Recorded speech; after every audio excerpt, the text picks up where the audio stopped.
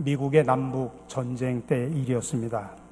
전쟁이 예상 밖으로 길어져서 희생자가 많아지자 링컨 대통령의 마음이 아팠습니다. 하루에도 수많은 사람들이 죽어가는 모습을 보고서 링컨이 집무실에서 2-3시간씩 하나님 앞에 간절히 기도합니다. 대통령이 기도하는 그 모습을 장관들이 보고서 장관들도 기도를 합니다. 대통령이 기도를 마치고 집무실에서 나오자 장관들이 송구한 마음으로 이렇게 말을 합니다. 저희들도 밖에서 기도했습니다. 하나님이 우리 편이 되어달라고 기도를 했습니다. 그러자 링컨 대통령이 깜짝 놀라며 이렇게 말합니다. 하나님이 우리 편이 되어달라니요. 나는 지금 내가 하나님 편에 섰는지 하나님의 뜻을 따르고 있는지 그것이 걱정입니다. 앞으로 하나님이 우리 편이 되어달라고 기도하지 말고 우리가 하나님의 편에 서서 하나님의 뜻을 이루게 해달라고 기도해 주십시오. 그게 유명한 말입니다. 하나님의 편에 서서 하나님의 뜻을 이루게 해달라고 기도하자. 여러분, 사람들의 욕심 가운데는 성공하고 승리하려고 하는 마음이 다 있습니다. 운동을 하더라도 이기려고 하는 마음이 있고, 공부를 하더라도 잘 하려는 마음이 있고, 일을 하더라도 탁월하게 하려고 하는 마음이 있고, 돈을 벌어도 많이 벌려고 하는 그런 마음이 있습니다. 물론 말의 표현은 다르지만은 성공하고 승리하는 마음은 누구에게나 다 있습니다. 근데 이 마음 자체가 나쁜 것은 아니지요. 성공하려고 하는 마음이 없으면 삶이 무미건조해집니다. 성공하려고 하는 마음이 있어야 삶이 건강하고 또 사회가 발전이 되어갑니다. 자, 그렇다면 우리가 어떻게 하면 성공하는 인생을 살 수 있을까요? 인생을 성공하며 살아가는 비결은 하나님의 뜻을 분별하는 것입니다. 하나님의 뜻을 분별할 줄 알면 하나님이 인도하시는 대로 살아가게 됩니다. 또 하나님이 인도하시는 대로 살아가다 보면 우리는 하나님의 뜻을 이루게 됩니다. 그런데 가끔 보면 자기 뜻을 가지고 하나님의 뜻이라고 우겨대는 사람들이 있습니다. 자기 뜻대로 살면서 하나님이 책임져 주신다라고 말합니다. 착각이죠. 자기 주장대로 살면서 하나님이 역사하실 것이라고 믿습니다. 정말 답답하고 영적으로 장님들이라 이렇게 말할 수 있습니다. 오늘 본문에 나오는 이사야는 예언자로서 실패를 경험했던 사람입니다. 자신이 예언의 말씀을 선포할 때마다 오히려 백성들의 마음은 점점 갈수록 완고해졌기 때문입니다. 하지만 이 모든 결과에 대해서 하나님은 그에게 미리 말씀하십니다. 왜냐하면 그것이 하나님의 뜻과 계획이었기 때문입니다. 이사야는 이런 상황에서도 그 뜻을 거절하지 않고 순종함으로 받아들입니다. 기도를 통해서 자신의 뜻을 관철시키려고 하기보다는 하나님의 뜻을 세우고자 결심합니다. 그리고 심판을 앞둔 백성들을 위해서 단 한 번의 중보 기도를 드립니다. 하나님의 심판 의지가 확고함을 깨닫고는 하나님의 뜻을 묻는 그런 기도를 드립니다. 악할 대로 악해진 시대에 심판을 면할 수밖에 없는 그 백성들을 향해서 그가 메시지를 전해했던 이사야의 그 가슴 아픈 마음은 어땠을까요? 오늘 중보기도 시리즈 7번째로 오늘은 이사야에 관련된 삶과 그의 메시지를 살펴보면서 그 마음을 읽어보고 우리 함께 은혜를 나누고자 합니다. 우리가 앞서서 우리가 봤듯이 아모스나 호세아는 북왕국 이스라엘에서 활동했던 예언자였습니다. 이에 반해서 이사야는 남왕국 유다에서 처음으로 등장하는 문서 예언자입니다. 또한 이사야는 자기가 아들을 데리고 당대 유대 최고의 권력자인 아스 왕을 독대할 정도로 왕과 아주 가까운 사이였습니다. 당시의 종교 지도자급인 제사장 우리아와 국가의 고위 관리 집단과 가깝고 또 수도 예루살렘의 그런 어떤 정치적인 사회적 제의적 상황에 대해서 충분한 정보를 갖고 있었던 것으로 봐서 그의 신분은 상당히 상류층이었고 또 예루살렘 도시에서 성장을 했을 것이다라고 봅니다. 그러나 이사야가 활동했던 그 시대는 유다가 정치적으로 매우 불안한 그런 시기였습니다. 메소포타미아의 패권을 잡은 아시리아 제국은 그 세력을 확장하기 위해서 서쪽으로는 지중해까지 이르렀고 남쪽으로는 저 밑에 이집트까지 확장을 합니다. 따라서 지중해 동쪽의 연안에 많은 수많은 작은 나라들과 함께 이 남왕국 유다도 아시리아의 확장 정책에 영향을 받을 수밖에 없었습니다. 주전 732년 아시리아는 아람의 수도 다메섹을 점령했고 또 10년 후에는 북이스라엘의 수도인 사마리아를 점령합니다. 이후에 아시리아 왕 사네립이 이제 유다에게 무거운 조공을 강요하는 그런 상황에 이르게 됩니다. 이런 역사적인 소용돌이 속에서 유다는 처음에는 아시리아의 패권을 인정함으로써 그 속에서 살아남으려고 노력을 합니다. 그러나 나중에 가서는 블레셋과 이집트의 도움을 기대하면서 반아시리아 동맹에 가담을 합니다.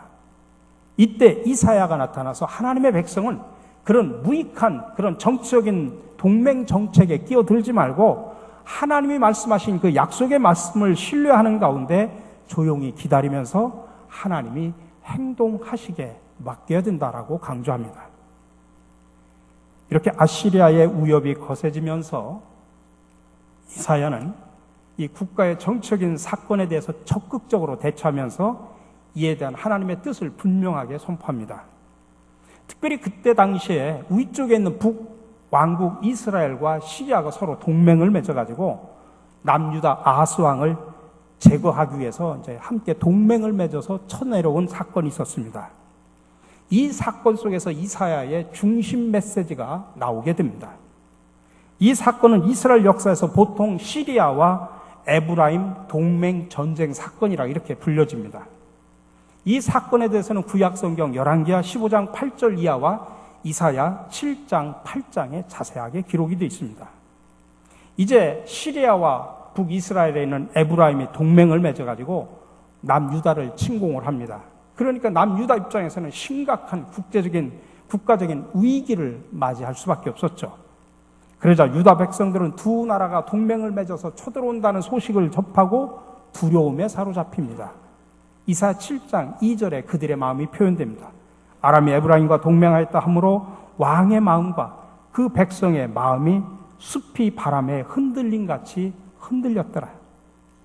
이때 이 아하스 왕은 곧바로 이제 성읍의 방어 시설과 급수 시설인 저 위모 수도 끝 세탁자의 밭이라고 불리는 바로 그 큰 길을 시찰하고 있었습니다. 왜 그러냐면 포위를 당했을 때를 대비해가지고 물을 충분히 공급할 수 있는지 살피는 것은 왕의 가장 중요한 방어 임무 가운데 하나였기 때문에 그렇습니다. 아마도 유다의 수도 예루살렘 전체가 전투 준비와 방어 준비를 아마 떠들썩했을 것입니다. 아하스는 이런 준비를 하지만 현실적으로 군사적인 측면에서는 그들의 동맹군의 공격을 막아내기에는 부족하다고 느낍니다. 그래서 그는 그 국가적인 위기를 모면하기 위해서 자신도 더 강한 동맹국을 찾기 시작을 합니다. 결국 아하스는 그때 당시에 그 지역의 패권을 잡고 있는 아시리아 사람들에게 도움을 요청하는 계획을 세웁니다. 그러나 이런 조치는 어떻게 보면 후견 세력인 아시리아 국가의 신들을 인정하는 것이고 그 신들에게 굴복하는 것을 의미하는 것입니다. 이런 판단이 정치적으로 보면은 정당한 판단일지는 모르겠지만은 신앙적으로는 결코 정당화될 수가 없었습니다. 이때 이사야는 이런 침공 사건에 담겨진 하나님의 뜻을 분명하게 전해줍니다. 7장 4절에 나옵니다. 너희는 삼가며 조용하라. 르신과 아람과 르말리아의 아들이 심히 노할지라도 이들은 연기라는 두 부직갱이 그루터기에 불과하니 두려워하지 말며 낙심하지 말라. 시리아와 에브라임의 동맹국들의 의도가 결코 이루어지지 못할 것이다라고 하는 확신을 지금 아하스 왕에게 주는 겁니다. 7절입니다. 주 여호와의 말씀이 그 일은 서지 못하며 이루어지지 못하리라. 그들이 동맹국을 맺어서 쳐들어온다고 해도 그는 실패할 것이다 라는 이야기를 하는 겁니다. 원래 이 남유다에는 어떤 신앙이 있었냐면 왕은 다윗의 후손에서 끊어지지 않는다라고 하는 다윗 왕조 신앙이 있었습니다. 그런 면에서 아하스는 다윗의 후손이고 그 동맹국을 맞아서 새로 세우려고 하는 다부엘은 다윗의 후손이 아닙니다. 근데 아하스는 이 다윗 왕조 신앙을 지금 불신하고 있는 겁니다. 그러니 이런 아하스의 정치적인 판단과 이사야의 신앙적인 판단이 지금 극명하게 대조를 이루는 겁니다. 이사야는 아람의 수도인 다메섹과 그 나라의 왕인 르신, 또 그리고 에브람의 수도인 사마리아와 그곳의 왕인 르말리아의 아들들이라고 이렇게 언급하면서 그 동맹국의 수도와 왕은 몰락할 것이라고 예고합니다. 이것은 뭘 암시하냐면 유다의 머리는 예루살렘이고 예루살렘의 머리는 다윗의 집에서 난 아하스다라고 하는 것을 암시하는 내용입니다. 이 남유다의 중심적인 신앙이라고 할 수 있는 시온 신앙과 다윗 신앙을 지금 가르쳐 주는 겁니다. 하나님이 선택하시고 거하시는 시온, 예루살렘과 또 하나님이 택하시고 보장하는 다윗의 후손인 아하스 왕조, 그거는 결코 무너지지 않는다라고 하는 암시와 지금 강조를 하고 있는 겁니다. 그런데 이사야는 이런 예루살렘과 다윗 왕조는 무조건 몰락하지 않는다고 생각했던 그때 당시에 유다 백성들의 생각하고는 조금 달리 이런 신앙을 조건적으로 재해석을 합니다. 하나님이 보장해 주는 것은 무조건적으로 보장해 주는 것이 아니라 절대 신앙을 갖는 조건이 있어야 된다는 겁니다. 하나님이 보장해 주는 것은 조건이 있어야 되는데 무조건 보장해 주는 것이 아니라 하나님에 대한 절대 신앙을 가져야 된다, 이겁니다. 그래서 이사야 7장 9절에서 뭐라고 이야기하냐면 만일 너희가 굳게 믿지 아니하면 너희는 굳게 서지 못하리라. 이게 바로 이사야가 말하려고 하는 핵심적인 메시지입니다. 근데 이 말을 히브리어로 보면 좀 약간 언어 유희가 이 속에 담겨져 있습니다. 만일 너희가 굳게 믿지 아니하면 너희는 굳게 서지 못하리라. 이 언어 유희를 우리가 살려서 다시 해석을 하면 이렇습니다. 아멘을 고백하지 않는 사람은 아멘을 경험하지 못할 것이다 라는 뜻입니다. 이사야는 인간적인 경험이나 현실을 뛰어넘는 하나님에 대한 지금 절대 신앙을 강조하는 것입니다. 하나님을 보고 아멘하는 그런 절대 신앙을 가지면 문제 현실이 주어진다고 할지라도 그 현실이 아멘의 현실로 바뀌어질 것이다라는 이야기입니다. 여러분, 우리도 세상에 살다 보면 세상 속에서 얼마나 많은 다양한 어려운 상황에 부닥칩니까? 그때 많은 사람들은 제일 먼저 세상의 힘을 의지합니다. 세상적인 방법을 동원합니다. 그리고 나서도 안 되면 그때 가서야 교회 나와서 무릎 꿇고 울면서 하나님 하면서 하나님을 찾습니다. 그러나 믿음이라고 하는 것은 그것이 아니다라는 이야기입니다. 어떤 상황 속에서도 하나님을 먼저 찾고 하나님을 의지하는 것이 믿음이라는 이야기입니다. 그래서 오늘 이사야가 강조하는 것은 뭐냐면 하나님을 바라보고 절대 신앙을 갖고 있는 아멘을 하면 우리가 갖고 있고 만나는 수많은 문제의 현실이 아멘의 현실로 바뀌어진다고 하는 것입니다. 근데 지금 아하스는 인간적인 판단, 정치적인 판단을 하고 있다는 이야기입니다. 오늘 이사야의 예언자 외침 가운데 백성들을 위해서 하나님 앞에 기도하는데 호세아처럼 이사야도 딱 한 번의 중보기도를 하나님 앞에 드립니다. 오늘 이사야 6장 11절에 나오는 본문입니다. 주여 어느 때까지니까? 히브리어로 아드마티아 아도나이라고 하는 딱 세 문장으로 세 짤막한 단어로 구성되어 있는데 이게 이사야 6장 속에 담겨져 있습니다. 우리가 이사야 6장은 이사야서를 읽을 때 흔히 만나는, 자주 보게 되는 이사야를 부르는 이사야 소명에 관련된 기록입니다. 이사야는 성전에서 높은 보좌 위에 계신 하나님을 봤습니다. 근데 그 하나님 보좌 옆에는 많은 스랍들이 있었습니다. 근데 그 스랍들은 거룩하다 하면서 하나님의 거룩하심을 지금 노래를 하고 있는 겁니다. 이사야는 거룩하신 하나님을 만나자마자 자신이 얼마나 부정한 사람인가를 깨닫게 됩니다. 부정한 사람이 감히 거룩하신 하나님을 만난 겁니다. 사람이 보아서는 안 되는 거룩하신 하나님을 봤기 때문에 이사야는 본래 죽어야 됐습니다. 이때 하나님의 명령에 의해서 한 스랍이 단에서 타는 숯불을 취하여 이사야의 입에 댑니다. 이사야의 부정한 입술을 없애주는 일종의 죄 정화 의식을 하는 겁니다. 용서받을 수 없는 죄를 씻음받은 이사야는 하늘에서 열리고 있는 천상회의를 볼 수 있는 영적인 눈이 열립니다. 그리고 그 천상회의의 일원으로 참석합니다. 하나님과 천상의 존재들은 그래서 이 땅에 그 회의 속에서 보낼 만한 자를 선정하기 위해서 회의를 하며 호심을 하고 있습니다. 8절입니다. 내가 누구를 보내면 누가 우리를 위하여 갈고. 이때 하나님으로부터 죄 용서라고 하는 크나큰 은혜를 받은 이사야는 이 은혜에 보답하기 위해서 자신이 헌신하기로 서약을 합니다. 내가 여기 있나이다. 나를 보내소서. 근데 문제는 그렇게 헌신을 다짐하는 이사야에게 주는 하나님의 임무, 하나님의 사명은 정말 놀라운 것이었습니다. 9절에서부터 10절 말씀입니다. 여호와께서 이르시되 가서 이 백성에게 이르기를 너희가 듣기는 들어도 깨닫지 못할 것이요 보기는 보아도 알지 못하리라 하여 이 백성의 마음을 둔하게 하며 그들의 귀가 막히고 그들의 눈이 감기게 하라. 염려하건대 그들이 눈으로 보고 귀로 듣고 마음으로 깨닫고 다시 돌아와 고침을 받을까 하노라. 아니 이게 무슨 말입니까? 앞으로 사명을 받아가지고 나가서 백성들에게 외치는 이 예언자의 말을 들으면 들을수록 백성들의 마음은 더욱더 완고해져 간다는 이야기이지 않습니까? 아니 하나님의 말씀은 들으면 들을수록 오히려 마음이 더욱 굳어져가지고 구원의 가능성이 없어져 간다는 이야기입니다.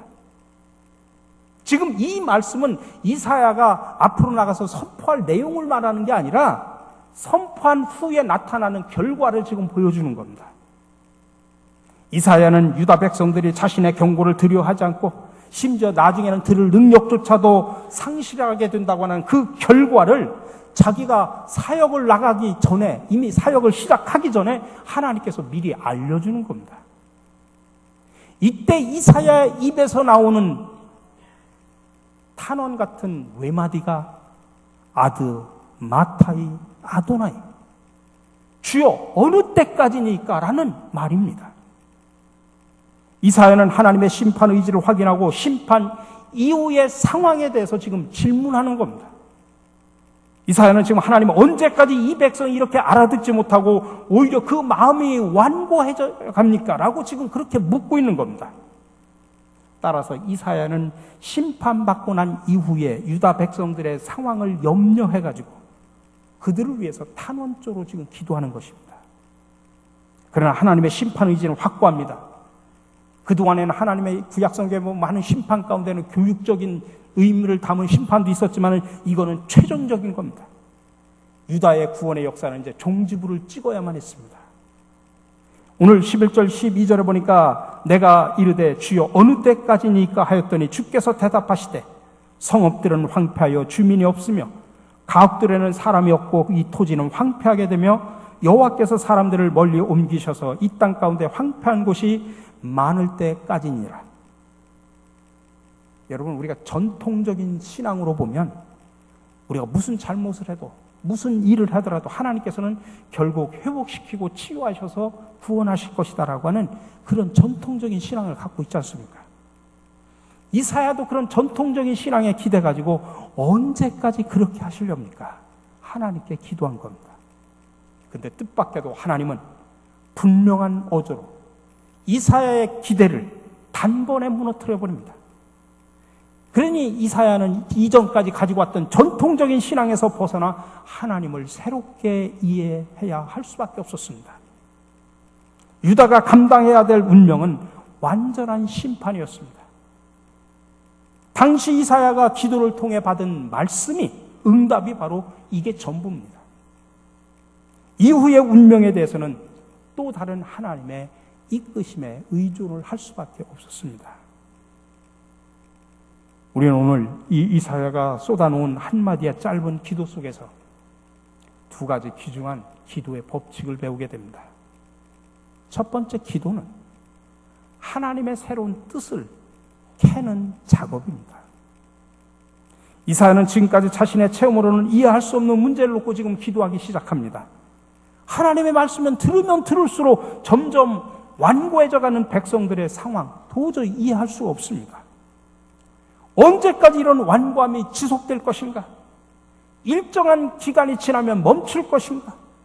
하나님은 언제 개입하셔서 그것들을 그치게 하실 것인가? 이렇게 이사야는 하나님의 본심, 하나님의 뜻을 알고 싶었던 것입니다. 여러분, 우리 기독교 역사 속에서 보면 그리스도인들은 항상 하나님의 뜻이 무엇인가를 물으며 살아왔고, 무슨 일을 하든지 항상 하나님의 뜻이라면 이루어지리라고 믿고 기도했습니다. 그 기도의 구호가 라틴어로 데오 볼렌테라고 말합니다. 하나님의 뜻이라면 이루어질 것을 믿고 모든 것을 하나님의 뜻에 맡긴다고 하는 것입니다. 그런 기도의 의미를 담고 있는 것이 데오 볼렌테라고 하는 라틴어입니다. 우리도 늘 살아가면서 하나님의 뜻이라는 말을 자주 사용했으면 좋겠습니다. 그렇다면 어떻게 사람이 하나님의 뜻을 할 수 있을까요?